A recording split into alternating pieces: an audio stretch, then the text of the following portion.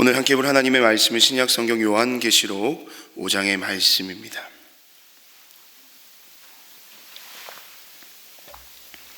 요한계시록 5장 우리 1절 말씀부터 우리 7절까지의 말씀을 저와 여러분이 한 절씩 교독하시고 우리 마지막 7절은 함께 읽도록 하겠습니다.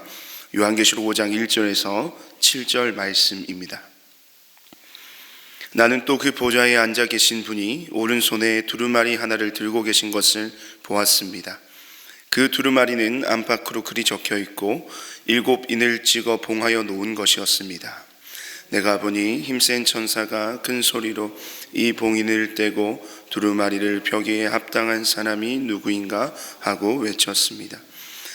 그러나 두루마리를 펴거나 그것을 볼 수 있는 이는 하늘에도 없고 땅 위에도 없고 땅 아래에도 없었습니다. 이 두루마리를 펴거나 볼 자격이 있는 이가 하나도 보이지 않으므로 나는 슬피 울었습니다. 그런데 장로들 가운데서 하나가 나에게 울지 마십시오. 유다 지파에서 난 사자 곧 다윗의 뿌리가 승리하였으니 그가 이 7 봉인을 떼고 이 두루마리를 펼 수 있습니다 하고 말하였습니다. 나는 또 보좌와 내 생물과 장로들 가운데 어린 양이 하나 서 있는 것을 보았는데 그 어린 양은 죽임을 당한 것과 같았습니다. 그에게는 뿔 7과 눈 7이 있었는데 그 눈들은 온 땅에 보내심을 받은 하나님의 7 영이십니다. 우리 함께 읽겠습니다. 그 어린 양이 나와서 보좌에 앉아 계신 분의 오른손에서 그 두루마리를 받았습니다. 아멘. 요한계시록 5장 1절에서 7절의 말씀을 가지고 7인으로 봉인된 두루마리, 7인으로 봉인된 두루마리라는 말씀의 제목으로 이 시간 잠시 그 은혜를 여러분과 나누기를 원합니다. 요한은 지금 이 성령의 이끄심을 따라 천상의 예배, 하늘 보좌의 환상을 경험하고 있습니다. 이 4장에서 요한은요, 이 창조주이시며 만유의 주 되신, 또한 세상에 대하여 심판자 되시는 보좌 위에 계신 하나님의 그 영광의 깊은 광위를 그 하늘 보좌 환상을 통해서 경험하고 있습니다. 그리고 이제 5장으로 넘어오면서 요한은요, 이 하나님의 오른손에 들려있는 한 두루마리와 또한 이 두루마리를 펼칠 수 있는 유일한 존재이신 성자 예수님께로 그 시선을 옮겨가고 있습니다. 오늘 요한이 보았던 이 두루마리에 대해 본문은 1절에서는요, 비교적 구체적으로 그 모습을 묘사하고 있는데요, 우리 1절 말씀을 한번 보시길 바랍니다. 어떻게 묘사하고 있습니까? 하나님의 오른손에 들려있는 이 두루마리는 안팎으로 글이 적혀 있습니다. 그리고 7인을 봉하여 놓았다고 말하고 있는데요, 여러분 이 성경에서 7이라는 것은요 완전수를 의미합니다. 말 그대로요, 그 7이 붙는다는 것은 완전함을 뜻하는 것이거든요. 그럼 7인으로 이 두루마리가 봉해져 있다라고 하는 것은 아무나 이 두루마리를 펼칠 수 없도록 아주 완전하고 완벽하게 봉인되어 있다는 것을 의미하는 것입니다. 그렇다면 이 두루마리 안팎으로 빼곡하게 쓰여진 글의 내용들이 과연 무엇이기에 이 인을 7개씩이나 찍어 놓은 것일까요? 여러분, 이 비밀이 곧 우리가 함께 묵상하게 될 6장에서 낱낱이 드러나겠지만 그 내용을 미리 우리가 빌려오면 이 세상에 대한 하나님의 심판, 더 정확하게 이야기하자면 예수 그리스도의 복음의 진리에 맞서고 있는 모든 세력들, 성도와 교회, 그리고 하나님의 나라에 대한 모든 대적들의 그 하나님의 그 심판의 내용이 이 두루마리의 내용 가운데 기록되어 있습니다. 그것이 여러분 지금 누구의 손에 들려 있다라고 이야기하십니까? 바로 하나님의 오른손에 들려 있다는 것입니다. 여러분, 이 오른손은 어떤 것을 의미하냐? 바로 하나님의 힘과 또한 하나님의 능력을 나타내는 것입니다. 당신의 모든 힘과 당신의 그 모든 능력으로 당신들의 백성들을 괴롭게 하는 모든 대적들에 대한 그 심판을 능히 이루실 것에 대한 그 하나님의 그 심판의 강력한 의지와 그 의중이 이 두루마리가 하나님의 오른손에 들려있는 이 모습을 통해서 분명하게 드러나고 나타나고 있는 것입니다. 사실 심판에 대한 하나님의 그 확고한 의지를 담고 있는 이 장면이요, 이 초대교회 성도들에겐, 이 편지를 받았던 초대교회 성도들에겐 더욱 특별한 의미와 메시지를 담고 있었습니다. 여러분, 그 모든 길은 로마로 통한다라는 말의 의미를 잘 알고 계실 겁니다. 이 당시 세계의 주도권은 이 로마 제국이 쥐고 있었고 그 힘과 영향력은 실로 엄청난 것이었습니다. 팍스 로마나라는 말 들어보셨죠? 이 로마의 평화를 외치며 그 힘과 권력을 유지하기 위해 수많은 전쟁을 치르면서 이 물리적인 힘으로 모든 속국들을 지배해 나갔습니다. 그런 가운데 영토는 점차 확장이 되어 갔고요, 로마의 기세는 날로 커져만 갔습니다. 이 로마라는 제국은 결코 무너지지 않을 것처럼 보였던 것이죠. 로마의 힘, 로마가 가지는 그 권력, 로마가 자랑하는 그 찬란한 영광들이 영원할 것만 같았던 시대가 바로 이 당시의 로마 제국 시대였다는 겁니다. 여러분, 로마의 영광이 영원하다고 하는 것, 그것은 그리스도인들에겐 그럼 어떠한 의미였겠습니까? 지금 겪고 있는 모든 원수, 그 대적들의 핍박이 영원할 수도 있음을, 이 시련의 때가 영원히 끝나지 않을 수도 있음을 의미하는 것이었습니다.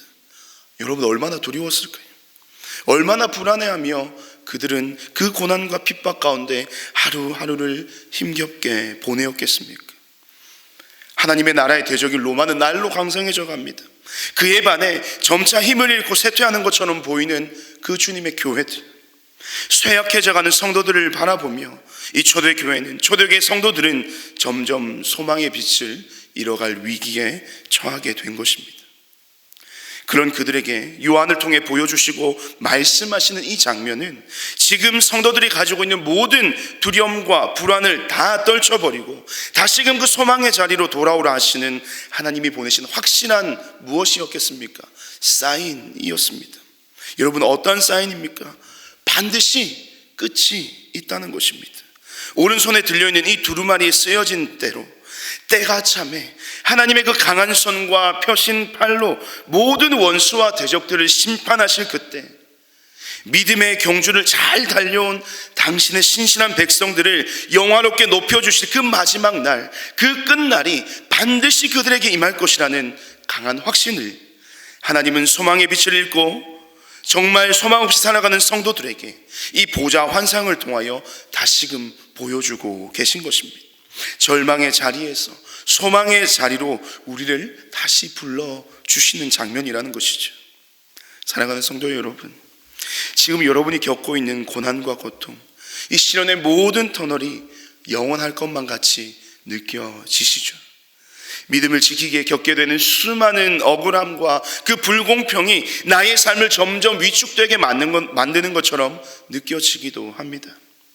수많은 죄악을 일삼으며 그 욕망을 품고 살아가는 그 악인들의 득세함에 비해 믿음을 지키며 온전한 삶을 살아가는 나의 삶은 왜 이리도 초라해 보이고 쇠약해 보이는지.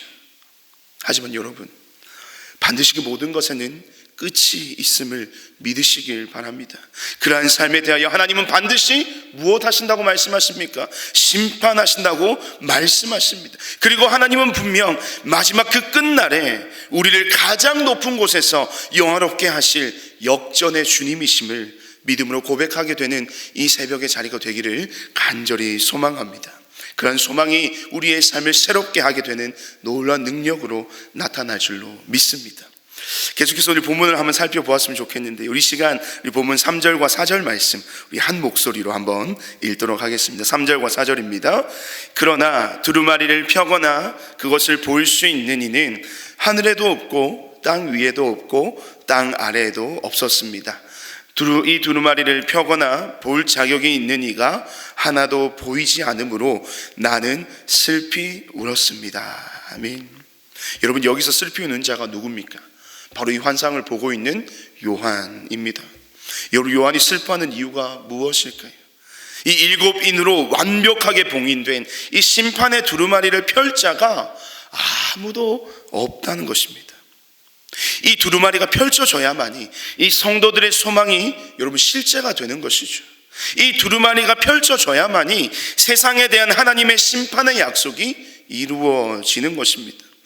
하지만 이것을 누구도 펼치지 못한다면 그 모든 것들은 무용지물이었던 것이죠. 소망의 실제가 되지 않고 약속하신 말씀이 성취가 되지 않는다면 성도와 교회는 이제 더 이상 소망 둘 곳이 사라져버리는 이 절망의 깊은 수렁으로 빠지게 될 것이라는 거죠. 그래서 요한은 지금 슬퍼하고 있는 것입니다.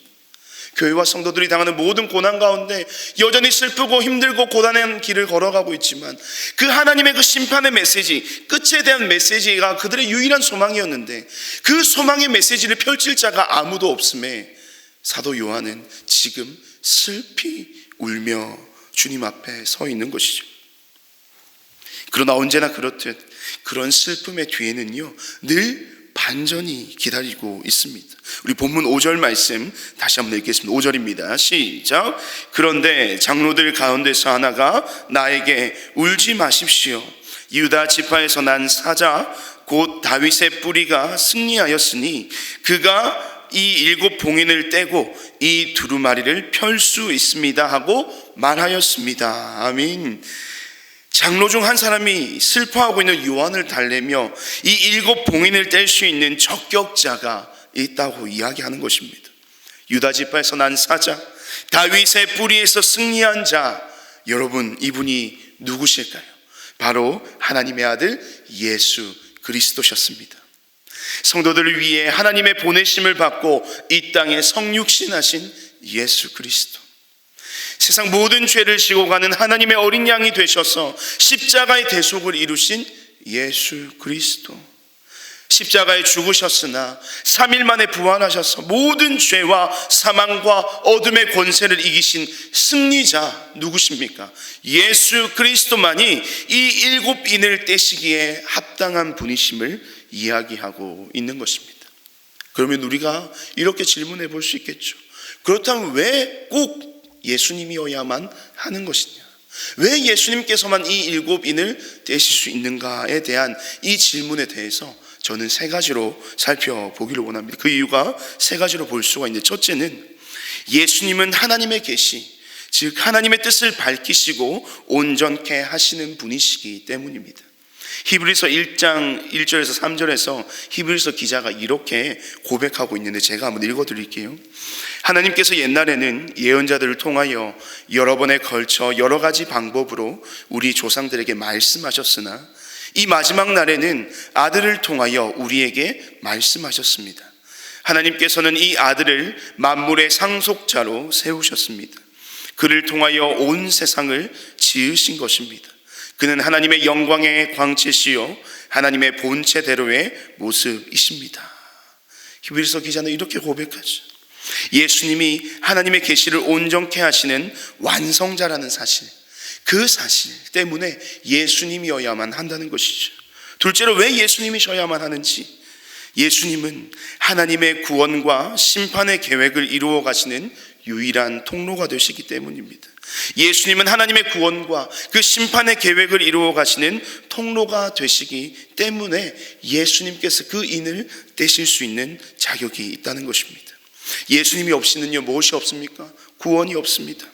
동시에 예수님이 아니고서는 이 심판의 계획도 실행될 수가 없다는 것이죠. 모든 하나님의 섭리는요 오직 예수님을 통하는 것임을 우리는 기억해야 한다는 것입니다. 셋째로 왜 예수님이셔야만 할까요? 예수님은 그럴 만한 충분한 능력과 자격을 가지고 계시기 때문입니다. 오늘 본문 6절의 말씀을 한번 보십시오. 예수님을 지칭하는 단어 중에 우리가 아주 잘 알고 있는 어린 양이라는 표현이 있습니다. 그런데 이 어린 양의 모습에 대한 표현, 이 묘사하는 내용을 보면 약간 생소하죠. 7 뿔과 7 눈이 달려 있다고 요한은 증거합니다. 여러분, 이 7 눈과 7 뿔이 상징하는 의미가 무엇이냐? 7 눈은요, 이 7이란 것은 아까 완전함을 의미한다고 말씀드렸죠. 7 눈은요 온전한 지식과 모든 것을 감찰하시는 능력을 상징하는 것입니다. 예수님은 세상의 모든 불의한 것과 이를 통해 고통받는 모든 상황들에 대해 모든 것을 바라보고 감찰하고 알고 계시다는 겁니다. 성도들의 눈물과 아픔과 고통의 모든 시간들을 하나님의 그 예수님의 그 완전하신 눈으로 다 바라보고 계시고 다 기억하고 계시다는 것을 이야기하는 것이죠. 그리고 7 뿔입니다. 7 뿔은요 이 예수님의 절대적인 권세를 상징합니다. 예수님은 하나님과 동등되셔서 하나님의 계획대로 이 세상에 대한 심판과 동시에 믿는 자들을 구원하실 이 완전한 권세와 능력을 가지신 분이심을 의미하는 것입니다. 그런 이 모든 인을 떼기에 합당하신 유일한 존재인 예수님께서 우리 7절 말씀해 보시면 이제 그 보좌에 계신 하나님으로부터 이 두루마리를 직접 그 손으로 받으셨습니다. 그 장면을 보고 있었던 그 요한의 심경, 여러분 어떠했겠습니까? 하늘에도 없고 땅 위에도 없고 땅 아래에도 없었던 이 두루마리를 펼 자가 없었어요. 요한이 슬피 울었잖아요. 그런데 이제 그 예수님께서, 그 인을 떼기에 합당하신 그 예수님께서 하나님께 그 두루마리를 그 받는 장면을 보는 순간 이제 요한의 얼굴엔 더 이상 슬픔의 울음이 아닌 그 소망이 주는 기쁨의 노래가 아마 그의 입술을 통해서 흘러나왔지 않았을까 하는 것입니다. 이제 더 이상 이 성도라는 이름으로 하루하루를 보내며 살아가는 자신의 삶에 대해 전혀 불안해하거나 두려워할 필요가 없게 되었습니다. 왜냐하면 이 심판의 계획이, 이 구원의 계획이 이루어질 때와 마찬가지로 하나님의 어린 양신 예수 그리스도의 손에 그 모든 하나님의 심판의 계획이 들려졌기 때문입니다. 완전한 구원을 십자가를 통해서 행하신 그 예수님께서 완벽한 심판의 역사를 행하실 것에 대한 기대감이 모든 교회와 모든 성도들과 이 장면을 바라보고 있는 요한의 심경 속에 고백되어진다는 것입니다. 사랑하는 성도 여러분, 미래에 대한 소망은요, 현재의 삶의 원동력이 됩니다. 이 시간 여러분의 삶의 원동력이 바로 이 예수 그리스도가 되시기를 주님의 이름으로 축복드립니다. 예수 그리스도로부터 주어진 하나님의 그 약속의 말씀이 이 성도라는 이름으로 이 땅을 살아가는 저와 여러분의 삶의 유일한 원동력이 되길 간절히 소망합니다. 예수님은 우리에게 그런 소망이 되실 수 있는 충분한 능력과 충분한 자격을 가지고 계신 분이심을 성경 말씀은 저와 여러분에게 끊임없이 증거하고 있습니다. 여러분, 그런 예수님을 우리의 삶의 앞에 두고 여러분 의심하지 맙시다.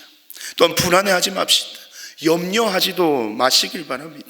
예수님의 손에 이 두루마리가 불려 있다는 것은 다시 말해 우리의 삶 또한 그 주님의 손에 붙들려 있음을 의미하는 것입니다. 오늘 하루 그 주님의 손에 우리의 모든 삶의 시간이 속하여 있음을 믿으시고 슬픔의 눈물이 아닌 예수 그리스도의 소망으로부터 주어지는 이 기쁨의 노래가 끊임없이 저와 여러분의 삶을 통하여 흘러넘치게 되는 오늘 하루의 삶을 살아가시는 귀한 성도된 삶을 사는 저와 여러분의 삶이 되시기를 주님의 이름으로 축복드립니다. 우리 시간 함께 한번 말씀을 기억하며 합심하여 기도하기를 원합니다. 하나님, 오늘도 나의 삶의 모든 시간이 우리 아버지 하나님의 손에 예수 그리스도의 손에 붙들려 있음을 믿게 하여 주시옵소서. 힘들고 고단한 하루를 오늘도 살아갈 것이지만 그 가운데 낙심과 절망으로 슬퍼하는 인생이 되지 않게 하시고 오직 주님께 소망을 두고 오늘 하루 나의 입술을 통하여 이 기쁨의 노래가 울려 퍼질 수 있도록 주님만이 나의 삶의 주인이 되어 주시옵소서. 나의 현재와 나의 영원한 삶을 오직 주께 맡겨드리는 굳건한 믿음이 나에게 흘러 넘쳐나게 하여 주시옵소서라고 우리 기도해 주시고요. 오늘은 특별히 우리 목장 모임을 위하여 함께 기도하는 날입니다.